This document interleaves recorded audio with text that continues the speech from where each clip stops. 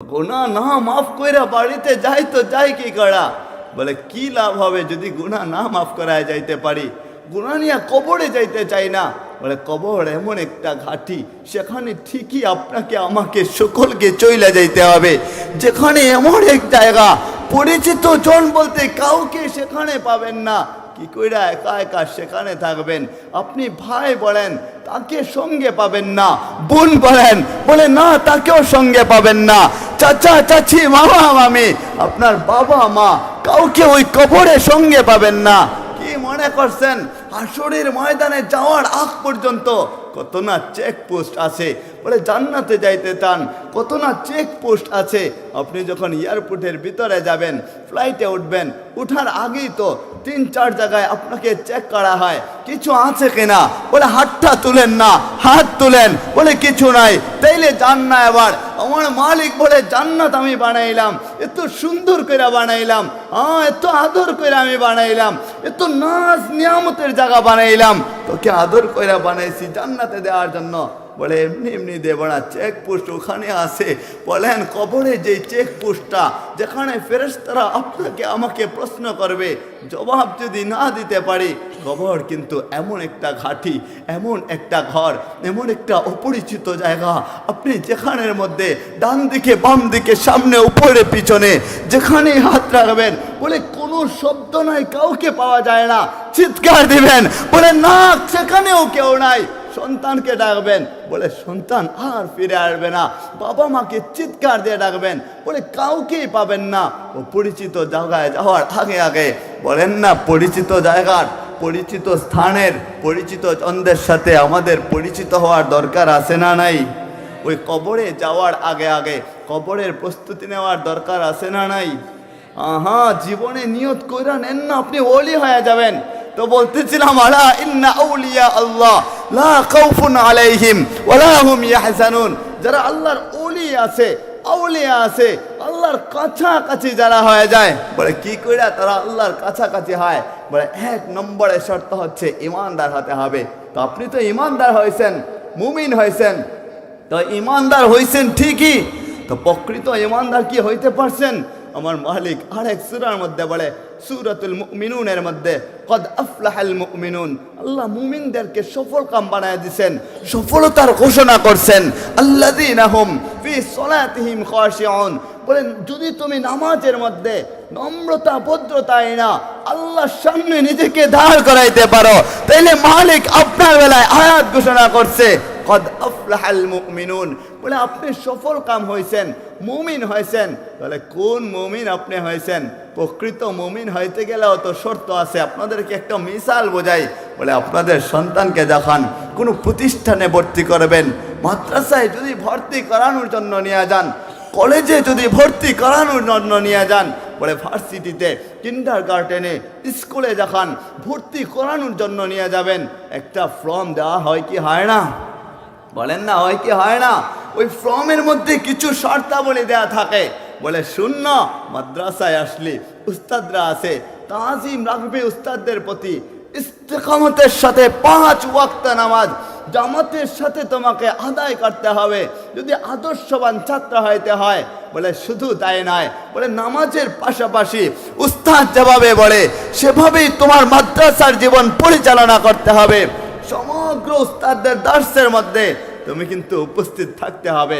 একজন উস্তাদের ক্লাসে থাকলা, আবার ভাইগা চইলা গেলা, বলে না না একদিন নামাজ পড়লা, আবার পড়লা না, বলে ওইটাও তো হয় না।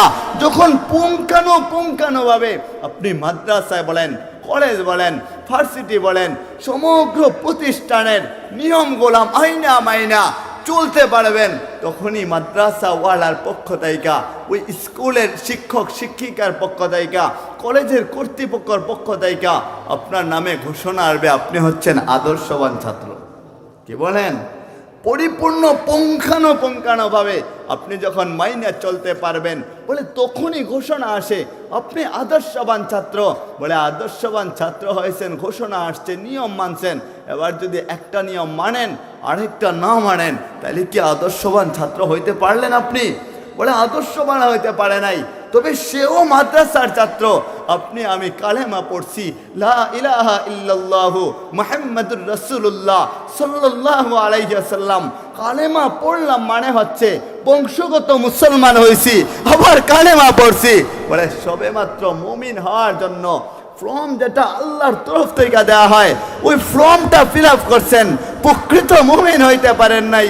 ইয়া আইয়ুহাল্লাযীনা আমানুত্তাকুল্লাহা হাক্কা তুকাতি ওয়া লা তামুতুন্না ইল্লা ওয়া আনতুম মুসলিমুন। বলে আমার মালিক ঘোষণা করে, বলে শুন না, আমি আল্লাহ তোকে এত মায়া করে বানাইলাম, ভালোবাসা বানাইলাম, কষ্ট করে বানাইলাম, তারপরেও তুই আমারে ভুইলা থাকিস, তুই আমাকে ভয় পাস না।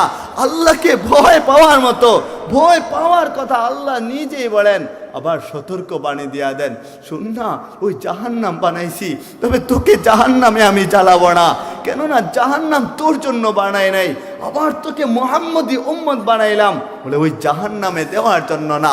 এত ভয়ানক এক জাহান্নাম, বলে ওইখানে তুমি থাকলে তাহলে আমার তো তোমার চাইতে বেশি কষ্ট হবে, কেননা আমি তো নিজে তোমাকে বানাইলাম। মালিক বলতেছে, নিজে বানায়া নিজের হাত দিয়ে কারুকার্য কইরা রচিত কইরা আমি বানায়া কি করে তোরে জাহান্নামে ঢাইলা দেই, আমার তো কষ্ট হবে। বলে মালিক কি আসলে আদর করে বানাইছে আপনাকে আমাকে? তাহলে শুনেন না, আকাশ আর জমিন যখন আমার মালিক বানাইছেন, ইদা আরাদা শাইআন আই ইয়াকুলা লাহু কুন ফায়াকুন, বলে আকাশ বানাইছেন আমার মালিক, বলে তাতে হাত লাগান নাই। জমিন বানাইছেন আমার মালিক, বলে তাতেও হাত লাগান নাই। নিজের ঘর খানায় কাবা ওইটা বানাইছেন, বলে না সেখানেও হাত লাগান নাই। ফেরেশতাদেরকে বলছেন বানাও, ফেরেশতারা বানাইছেন। ও মালিক বানাইলাম তো কেমন হইল? আমার রব বলে চলে আদম আলাইহিস সালামকে বললেন আমার ঘর খানায় কাবা বানাও, বানাইলেন, বলে কেমন হইল? বলে চলে। আবার আল্লাহ ইব্রাহিম আলাইহিস সালামকে বললেন, ইব্রাহিম নবী এবার তুমি বানাও না আমার ঘর খানায় কাবা। ইব্রাহিম আলাইহিস সালাম বানাইয়া রব্বানা তাকাব্বাল মিন্না, মালিক আপনার ঘর খানায় কাবা বানাইলাম, এবার কবুল কইরা নেন না। ইব্রাহিম আলাইহিস সালাম যখনই বলছেন আমার রব বলে তাকাব্বাল, তো কবুল কইরা নিলাম। এত কিছু করলেন সিত্তাতা আইয়ামিন, বলে 6 দিনে আকাশ জমিন বানাইছে, মালিকের হাত লাগা নাই। বলে ইযা আরাদা শাইআন আই ইয়াকুলা লাহু কুন ফায়াকুন, মালিক কোন বলতে দেরি হয়, ভিতরে ইচ্ছা নেই। বলে তোকে আমি পৃথিবীতে অস্তিত্ব দেব, সৃষ্টি তার অস্তিত্বে আসতে দেরি করে না। বলে সমগ্র কিছু মালিক শুধুমাত্র বলছে আর ওইটা হয়ে গেছে। তো বলেন আপনাকে আমাকে মালিক বানাইতে কয়দিন সময় নিছেন? চিৎকার দিয়ে বলেন না কয়দিন সময় নিছেন? মায়ের গর্ভের মধ্যে কয়দিন ছিলেন? বলে 10 মাস আল্লাহ সময় নিছেন মায়ের রেহেমের ভিতরে।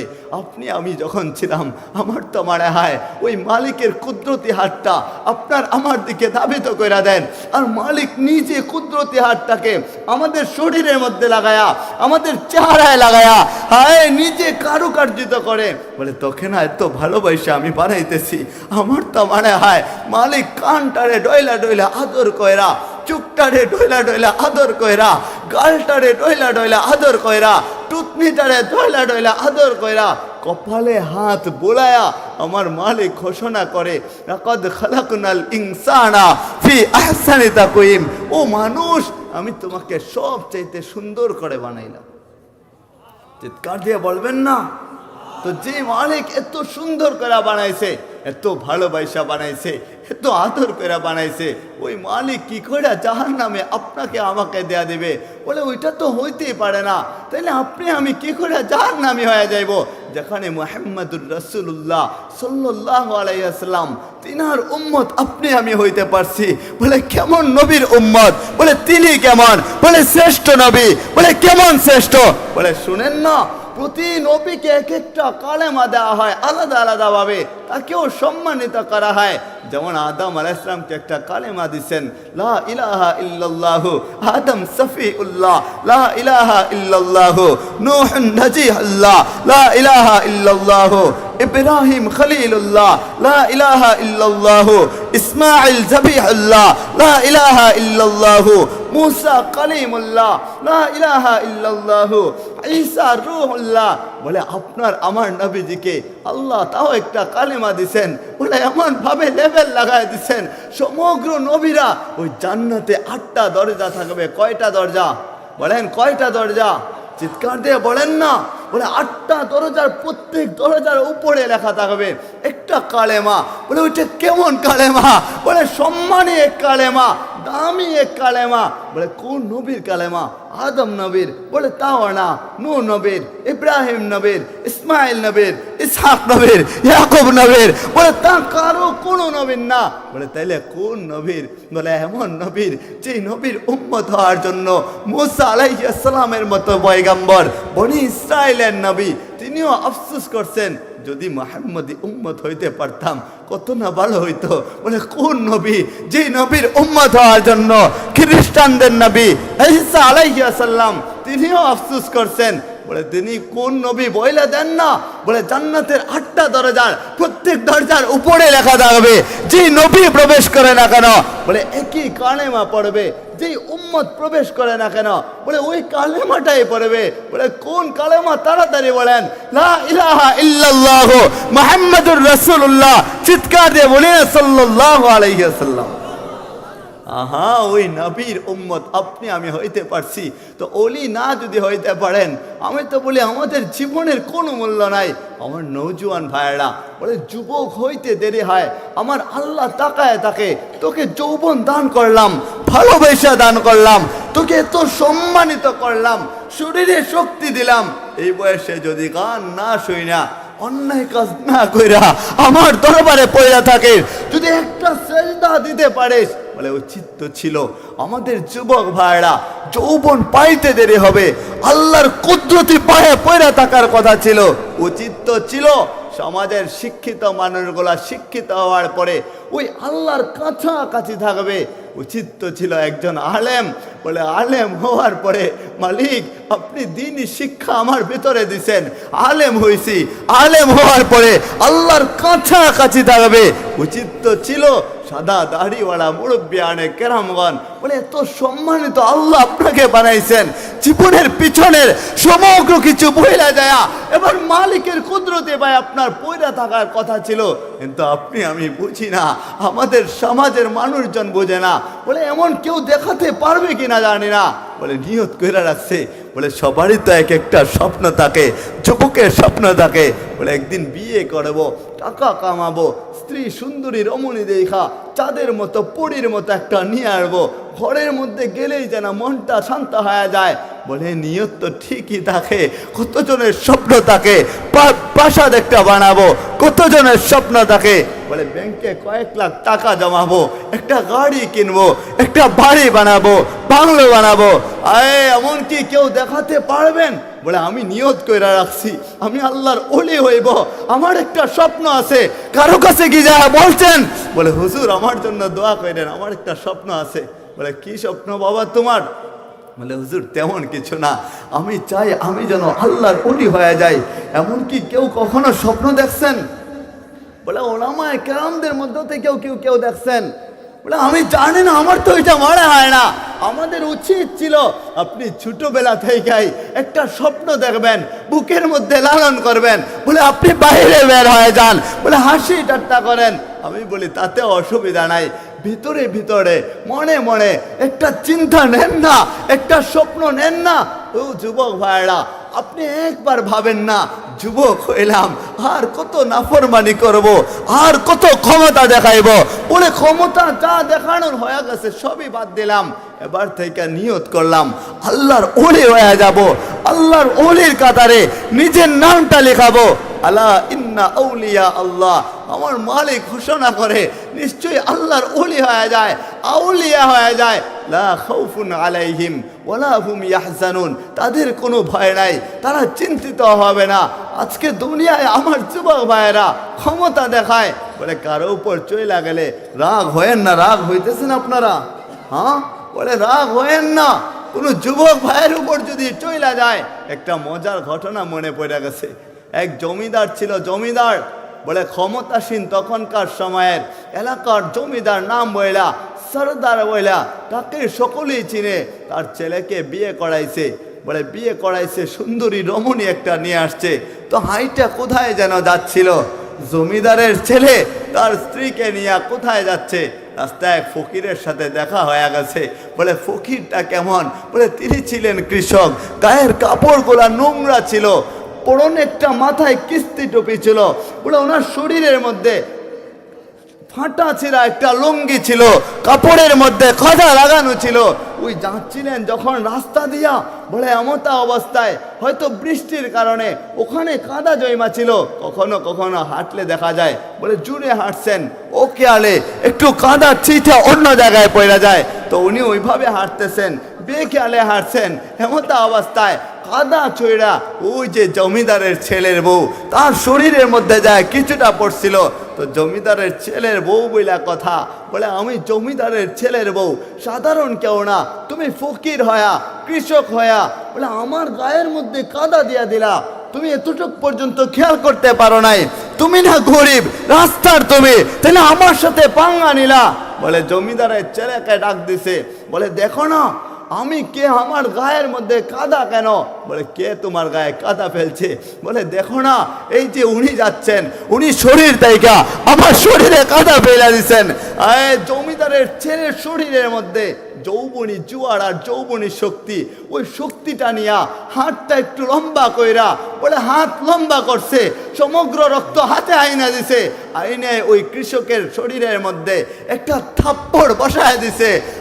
ওই কৃষক মানুষ জমিদারের সাথে পাঙ্কা নিয়া পারবে না, বলে যার জন্য কাকে বিচার দেবে।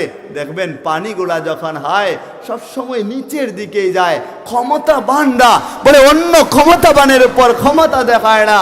আপনি ক্ষমতাবান হয়েছেন বলে নিচের দিকে আপনি ক্ষমতা দেখাইতে যান, উপরের দিকে তো যাইতে পারেন না। এটা দুনিয়ার রীতি হয়ে গেছে, সমগ্র সৃষ্টিতে ওই রকম হয়ে গেছে। বলে যুবক যখন ক্ষমতা দেখায়, তার চাইতে বড় পর্যায়ের যে ওর সাথে ক্ষমতা দেখাইতে পারে না, তার সাথে নিচু পর্যায়ে যে তার সাথেই ক্ষমতা দেখায়। বলে কৃষক মানুষ যদি বিচারও নিয়ে যায় এলাকায়, এলাকার মানুষ বলবে জমিদারের ছেলের বউয়ের সাথে অন্যায় করছো, বলে আরো বড় শাস্তি হইতে পারত। বলে যার জন্য বিচার পাবে না, ওই আকাশের দিকে দুইটা হাত তুইলা দিছে আর বলতেছে এলাহি আপনি ছাড়া আমার তো কেউই নাই, বইলা মুখে মুখে বের বের কইরা কি যেন মালিকের কাছে বিচার দিতেছে। আর এক ফুটা চোখের পানিটা চোখের কোণায় এসে লাগছে, বলে চোখের কোণায় পানি আসতে দেরি হয়েছে, ওই জমিদারের ছেলেটা মইরা যেতে দেরি হয় নাই। বলেন না আল্লাহু আকবার, চিৎকার দিয়ে বলেন না আল্লাহু আকবার। বলে জমিদারের ছেলে মইরা গেছে। বলে এলাকায় যখন বিচার হয়েছে, বলে কি কইরা মইরা গেল, বলে কি কইরা সে মরছে, কি কইরা চইলা গেছে। বলে শুনো না আজকে তো বিচার জমায়ে দিছ, ওই জমিদারের ছেলে দুনিয়া ওয়ালার একজনকে ভালোবাসে, ওই ভালোবাসা আমার শরীরের মধ্যে থাপ্পড় বসায় দিছে যৌবনী শক্তি নিয়া। আমি তো কাউকে বলতে পারি নাই, তো আমাকেও একজন ভালোবাসে, ওই আল্লাহ যখন আমাকে ভালোবাসে, আমি উপরের দিকে তাকাইলাম, অন্যায়ের কথা বললাম, বলতে দেরি হয়েছে, আমাকে ভালোবাসা মালিক তাকে মাইরা ফেলতে দেরি করে নাই। বলে শুনেন না, আপনার সম্পর্ক আল্লাহর সাথে করে নেন না, কানেকশনটা আল্লাহর সাথে করে নেন না। বলে কেমন কইরা কানেকশন করবেন?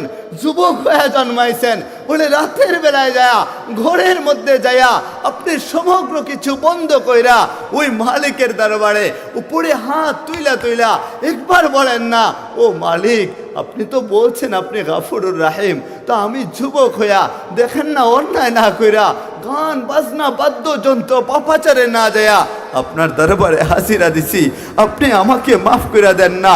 আপনি তওবার নিয়ত করবেন, আল্লাহর দরবারে মাফ চাইবেন। কসম খোদার করে বলি, আল্লাহ আপনাকে ওই সময় যদি চোখের পানিটা ঝরায়া আল্লাহর কুদরতি পায়ে ফেলতে পারেন, আপনার জীবনের সমগ্র গুনাহ খাতাকে আল্লাহ মাফ কইরা পবিত্র বানায় দিবেন ইনশাআল্লাহ। তো চলেন শেষটা শোনায় শেষ করে ফেলি। আমাদের জীবনটা পবিত্র বানানোর দরকার আছে না নাই? এই যুগের ওলামায়ে কেরাম যারা আছেন, আল্লাহ রসুল সাল্লাল্লাহু আলাইহি ওয়াসাল্লাম বলছেন ইন্নাল উলামা ওয়ারাসাতুল আম্বিয়া, বলে উলামায়ে কেরামগণ হচ্ছেন আম্বিয়া কেরামের ওয়ারিস। নবী নাই, উলামায়ে কেরামগণ আছেন, ওনাদের থেকে ওলিরা বের হয়, ওলিদের কেরামতি বের হয়। ওই কেরামতি তো সত্য। বলে আপনি আমি এমন হয়ে যাই না, বলে আল্লাহর দরবারে আপনার আমার নামটা এমন কইরা নেই না যে আমার মালিক আমাদের বেলায় ঘোষণা করবে লা খাউফুন আলাইহিম ওয়ালা হুম ইয়াহজানুন। বলে যুবক শুন না, তোর কোনো ভয় নাই, তোর কোনো চিন্তা নাই। বলে ওইভাবে যদি কইরা নিতে পারতাম। এক ওলি ছিলেন, ঘটনা মনে পড়ে গেছে, উনি এখনো জীবিত আছেন, মাওলানা আব্দুস সবুর নাসিরগঞ্জি হুজুর দামাত বারাকাতুহুম। বলে কেমন ওলি উনি, নুরুদ্দিন গহরপড়ি রহমতুল্লাহি আলাইহি, এই সিলেটেরই তো ছিলেন। ওনার নাম শুনছেন তো সকলেই, হ্যাঁ, নুরুদ্দিন গহরপড়ি রহমতুল্লাহি আলাইহি।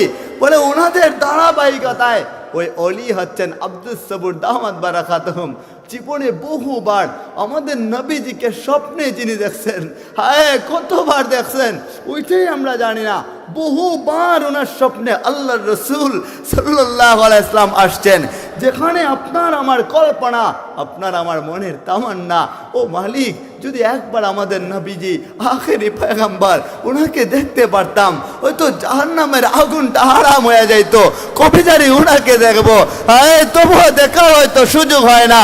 ওই আল্লাহর ওলি আল্লাহর রসুল সাল্লাল্লাহু আলাইহি ওয়াসাল্লামকে বহুবার বড় তামান্না, ও আমার রব স্বপ্নে তো ঠিকই দেখলাম, নবীজিকে ঠিকই দেখাইলেন, একবার সরাসরি দেখাইবেন না?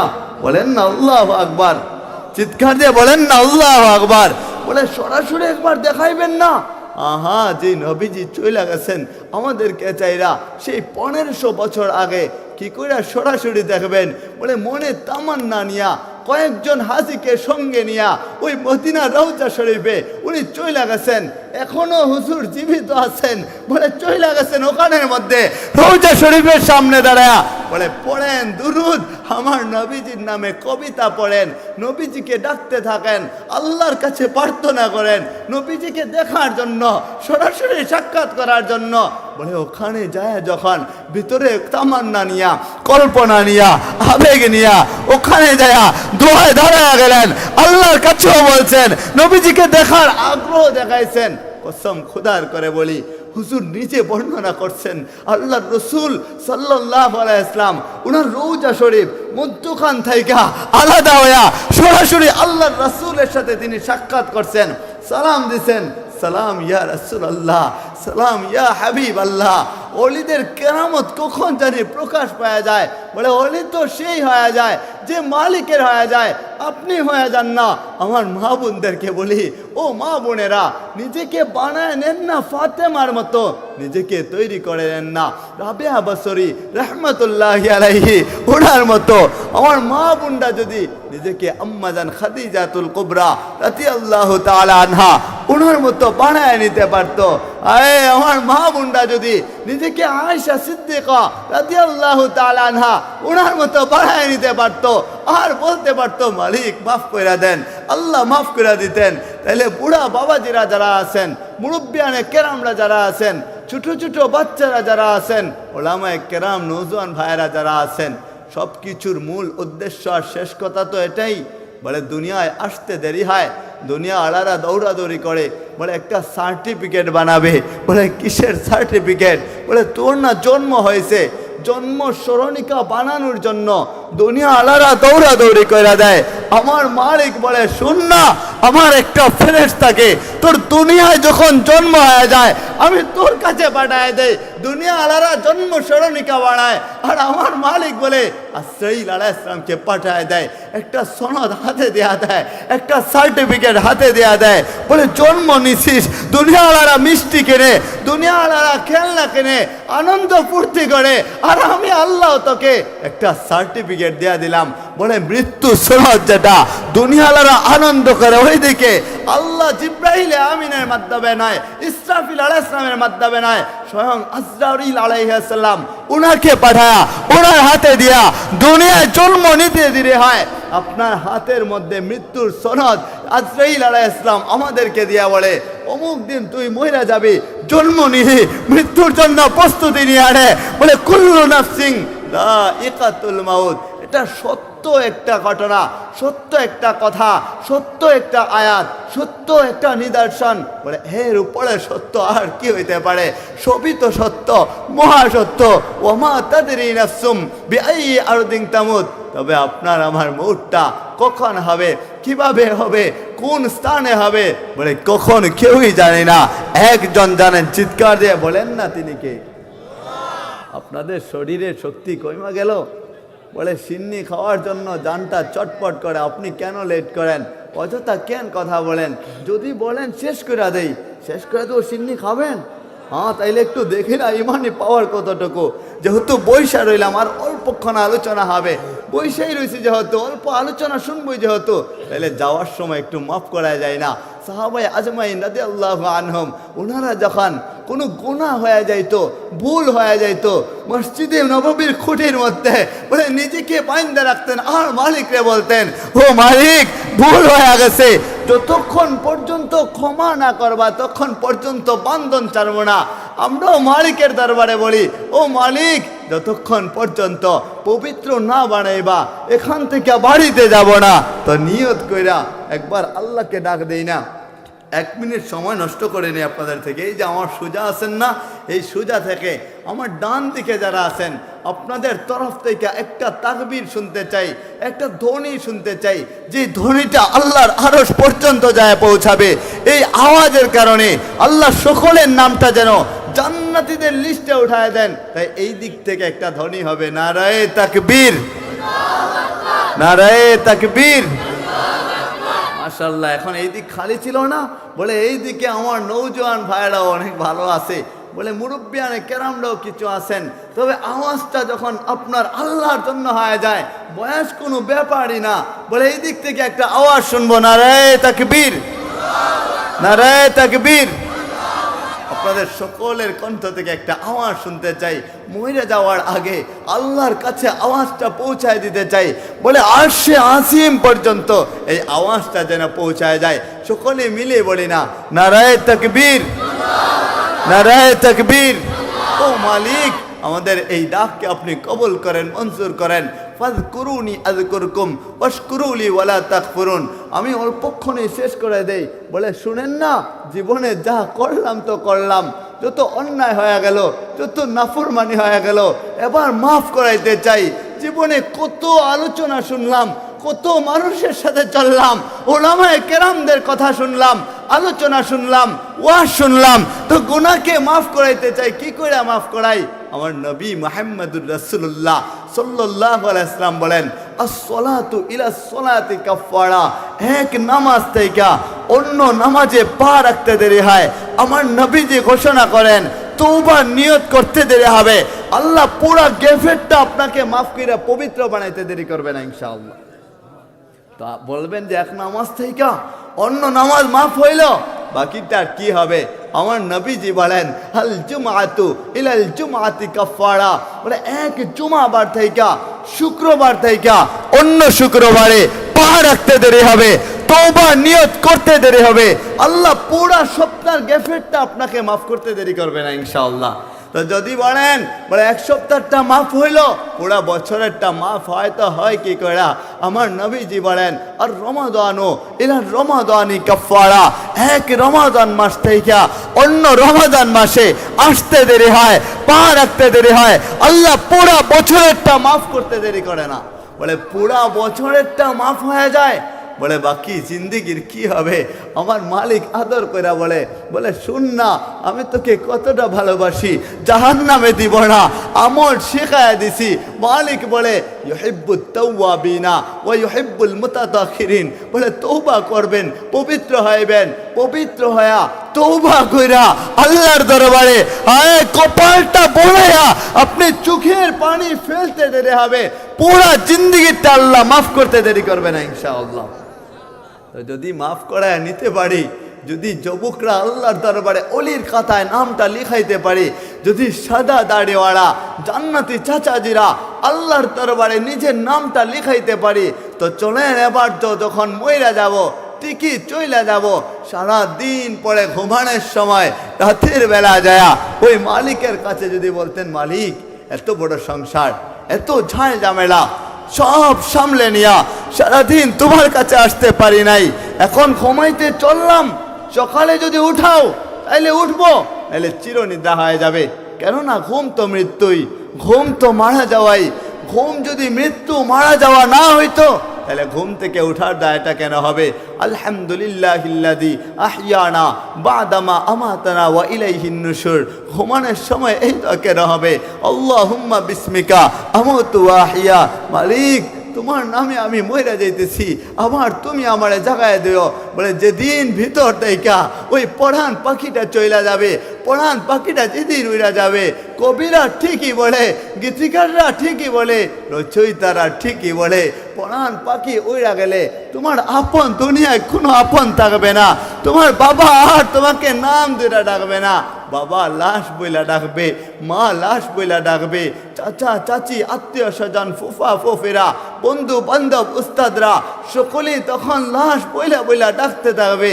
বলে যেদিন মসজিদের মাইক থেকে আপনার আমার নামটা ঘোষণা হয়ে যাবে, মসজিদের মাইক থেকে এলান আসবে, জানাজার আর মাত্র কয়েক মিনিট সময় বাকি আছে। বলে আপনার আদরের ছোট সন্তান, তাদের ছোট বাচ্চা আছে, 2 বছর 4 বছর 5 বছর হয়ে গেছে, 8 বছর হয়ে গেছে, কোনো বাচ্চা সহ্য করতে পারবে না। বলে খাটিয়ার মধ্যে যখন আপনাকে রাইকা দেওয়া হবে কাফন পরায়া, ওইখানে যখন ঢাকা হবে, হায় আপনার ছোট বাচ্চাটা আপনার পাশে যায় জড়ায়া ধরে রাখবে আর বলবে আব্বু কেন কথা বলো না? বলে বাবা কোনো জবাব দেয় না। যদি মা মরে যায়, ছোট বাচ্চাটা পাশে যায় লাশটাকে জড়ায়া ধরে ধরে বলে আম্মু কেন কথা বলো না? বলে মা তো কোনো কথা বলে না, কোনো জবাব দেয় না। বলে দাদু কেন কথা বলো না? নানা কেন কথা বলো না? দাদা কেন কথা বলো না? ছোট বাচ্চাটা বলে বাবা শুনো না, গতকালকে রাতে না আমাকে জড়ায় ধরা ঘুমাইছিলা। ও নৌজওয়ান ভাইয়েরা যারা বিয়ে করছেন, আপনাদের বাচ্চার বয়স বলে 5 বছর 2 বছর 3 বছর হয়েছে, ছোট বাচ্চা যখন বাবা বইলা ডাকে, বলে শুধু মনে চায় একটু জড়ায় ধরি না। বলে রাতে জড়ায় ধরে ঘুমাইছিলেন, সকালবেলা উঠছেন, কিন্তু আপনি আর উঠেন নাই। আপনার ভিতরের রূহ যেটা, ওইটাকে আলাদা করে দেওয়া হয়েছে। ছোট বাচ্চাটা জড়ায় ধরছে আর চিৎকার করে ডাকতে থাকতেছে, কান্না করতেছে, বাবা কথা বলো না। আম্মুর দিকে তাকায় বলে মা বাবা কেন কথা বলে না? বাবার কি হয়ে গেল? আহা ওই মা চিৎকার দেয় আর কান্না করে। বলে আপনার মা যদি বাচ্চা থাকে, বাবা যদি বাচ্চা থাকে, ভাই বোনেরা যদি বাচ্চা থাকে, বলে না কেউই সহ্য করতে পারে না। দুনিয়া এত দামি দামি কাপড়গুলা, দামি দামি গহনাগুলা, বলে মরে যাওয়ার পরে ঠিকই কইলা নেওয়া হয়, কান থেকে কানের দুলগুলা কইলা নেওয়া হয়, নাক ফুলটা কইলা নেওয়া হয়, গলার গহনাটা কইলা নেওয়া হয়। বলে আপনি আপন ভাই হয়া আপনার বোনকে একটা কানের দুল দিছিলেন, স্বর্ণের কি না, অনেক শখ কইরা আপনি কি কইরা পারলেন? আপনার বোনটা মরে যাওয়ার পরে আপনি নিজে হাতে কইরা কইরা আপনার বোনের কান থেকে ওই কানের দুলটা কইরা নিতে পারলেন। আপনি নিজে যে একটা স্বর্ণের গহনা দিছিলেন, এত স্বার্থপর হয়ে যায়। বলে ওই গহনাটা খুইলা নেওয়া হয়, দামি দামি গহনাগুলা সমগ্র কিছু আলাদা করে নেওয়া হয়, কিছুই তাকে থাকতে দেওয়া হয় না। বলে গোসলখানা একটা আছে, বলে গোসলখানায় যখন নেওয়া হয়, ওই গোসলখানায় বড়ই পাতা গরম পানি একত্রিত কইরা যখন নেওয়া হবে, আপনার ছোট বাচ্চাটা তাকায় থাকবে, এলাকাবাসীকে বলবে, বলে শুনো না চাচা, আমার বাবাকে ওখানে কেন নিয়ে যাচ্ছ? আমার বাবার গায়ে পানি ডাইল না। মাকে কেন নিয়ে যাচ্ছ? পানি ডাইল না। যদি আপনি মহিলা জানার মা যদি বাইচা থাকে, মা বলবে আমার বাচ্চা ধনের গায়ে তোমরা পানি ডাইল না, আমার বাচ্চা ধনটা সহ্য করতে পারবে না। যদি বাবা বাইচা থাকে, বাবা বলবে আমার খোকার গায়ে তোমরা এত রাতে পানি ডাইল না। সন্তান বলবে পানি ডাইল না। বলে এলাকার লোকজনকে কে ঠেকায়? পানি ঠিকই ডাইলা দেয়। বলে পানি ডাইলা আপনাকে যখন সাদা কাফনের কাপড় পরায়া একটু সুগন্ধি ওইটাতে দেওয়া হবে, ওইটা পরে ঘরের ভিতরে নেওয়া হয়। আপনার মা পাগল পড়া হয়ে যায়, বলে অজ্ঞান হয়ে কখনো কখনো মাটিতে পড়া যায়। আপনার আদরের স্ত্রীটা তাকায় তাকে বড় বড় চোখ কইরা বলে শুনো না স্বামী আমার, এতদিন ঝগড়া করছি তো বুঝলাম, আপনি আমাকে চাইরা চলে গেলেন, কাকে স্বামী বইলা ডাকবো?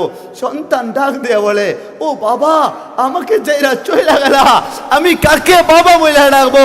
আপনার স্ত্রী বলবে, কাকে স্বামী বইলা ডাকবো? আপনার মা আওয়াজ করে বলবে, বাচ্চা দর আমার, তুই আমারে চাইরা চইলা গেলি, আমারে ছাড়া না তুই খানা খাইতি না, তুই আমারে ছাড়া না থাকতে পারতি না, আমাকে আইসেই প্রথম ডাকতি, আর কবে আইসা আমাকে ডাকবি? আমাকে চাইরা ওই অন্ধকার কবরে কি কইরা একা একা থাকবি? মা কান্না করবে, বাবারা কান্না করবে। এমন সময় যখন একজন কাপড়ের পাশে, লাশের পাশে বসা থাকে, বলে কেউ আসলে মুখটা একটু খুইলা দেখায়। বলে ওইটা যে থাকে, আপনার মা একটু পর পর ওই লোকের কাছে যায় বলে, দেখো না বাবাজি, আর দেখতে আসবো না, শেষবারের মতো একবার আমাকে দেখাও না। বলে মুখটা খুলে, আর দেখতে আসেন না চাচি? বলে হ্যাঁ, আসবো না। মুখ খুলতে দেরি হয়, আপনার মা লাশটাকে জড়ায় ধরে, আপনাকে জড়ায় ধরে আর কান্না করে। বলে এখানে এমন যুবক হয়তো আছেন যে যুবকটা ঘরের মধ্যে যায় মাকে বলে একটু ভালোবাসা পাওয়ার জন্য, আদর পাওয়ার জন্য, আম্মু আমাকে একটু খাওয়াই দাও না, তোমার হাতে একটু খাওয়াই দাও না, নেও না আমি একটু তোমারে খাওয়াই। ও আমার আব্বু, আমাকে একবার খাওয়াই দাও না, তোমার হাতে একবার আমাকে খাওয়াও, আমার হাতে একবার তোমাকে খাওয়াই। বলে শুনো না, ওই দিন মায়াটা কোথায় থাকবে? আপনার মা পাগলের মতো কান্না করবে, জমিনে জড়ায় পড়বে, স্ত্রী কান্না করবে, জমিনে জড়ায় পড়বে। আদরের ছোট বাচ্চাটা, ছোট সন্তানটা পুরা ঘরের মধ্যে শুধু আব্বু বইলা ডাকবে, আম্মু বইলা বইলা ডাকবে। সন্তানকে কেই বা ঠেকায়? সকলে আইসা সন্তানকে আলাদা রুমের মধ্যে নিয়ে যাইতে চায়। বলে সন্তান যায় না, ওখানে থাকতে চায়। বলে আমি আমার বাবার কাছে থাকবো, আব্বুর কাছে থাকবো, আমি আমার মায়ের কাছে থাকবো, আম্মুর কাছে থাকবো। বলে ভাই যদি থাকে, আর চিৎকার দেয়া বলে, ভাইয়া আমাকে ছাইরা তুমি চইলা গেলা, আর কাকে আমি ভাইয়া বইলা ডাকবো? আদরের বোনটা যদি থাকে, বলে চিৎকার দেয়া বলে, ভাই আমার, আমাকে চাইরা চইলা গেছো, আমি ভাইয়া বইলা বইলা কার সাথে ঝগড়া করব, কার সাথে মারামারি করব, খাবার নিয়ে টানাটানি করব, কাকে বলবো আমার জন্য জামা আনিও, কাকে বলবো ভাই আমার জন্য ওইটা আনিস, ওইটা খাইতে মন চাইছে, আর আমি বলতে পারবো না।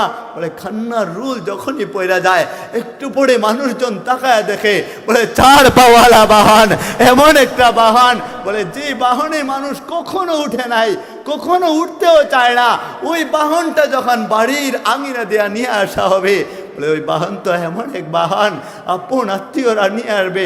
আপনার মা বলবে, শুনো না, আর একটু সময় আমার বাচ্চাদন থাকুক না আমার ঘরে, আমার কাছে, তোমরা তো নিয়েই যাইবা স্বার্থপরের মতো। বলে নিয়ে যাওয়ার আগে একটু সময় রাখো না। বলে মানুষ ওখানে থাকতে দিবে না, মানুষ জোর কইরা ওই 4 পাওয়ালা বাহনের মধ্যে তুইলা দিবে। বাহনের মধ্যে তুইলা যখন বাড়ির দিক দিয়া আপনার মায়ের সামন থেকে কায়রা নিয়া, বাবার সামন থেকে কায়রা নিয়া, সন্তানের সামন থেকে কায়রা নিয়া, স্ত্রীর সামন থেকে কায়রা নিয়া, লাশটাকে কায়রা নিয়া ওটার মধ্যে উঠায়া বলে মাঠের দিকে নিয়ে যায়। আর দরজার চৌকাঠের মধ্যে মা বড় বড় চুপ কইরা তাকায়, এদিক তাকায় ওদিক তাকায়, বিশ্বাস করতে পারে না। বলে বাঁচা দন আমার, তুই মোটর সাইকেল নিয়া গতকালকে বের হইলি ভালো অবস্থায়, আজকে লাশ হয়ে আমার ঘর তাইগা ওই কবরে ফিরে যাইতেছিস। আমি ভাবতেই পারি না, যদি ভাবতাম তোকে যৌবন অবস্থায় যুবককালে কখনো মোটর সাইকেল কিনা দিতাম না। বলে মাঠের মধ্যে যখন নেওয়া হয় জানাজার নামাজের আগ মুহূর্তে, যদি বাবাটা বাইচা থাকে, বাবা চোখের পানি জড়ায়া জড়ায়া আপনার নামে কিছু কথা বলবে। ভাই বাইচা থাকলে কাঁদো কাঁদো সুরে কিছু কথা বলবে। সন্তান যদি বাইচা থাকে, বলে আমার বাবাকে মাফ করে দিও, কাঁদো কাঁদো সুরে কথা বলবে।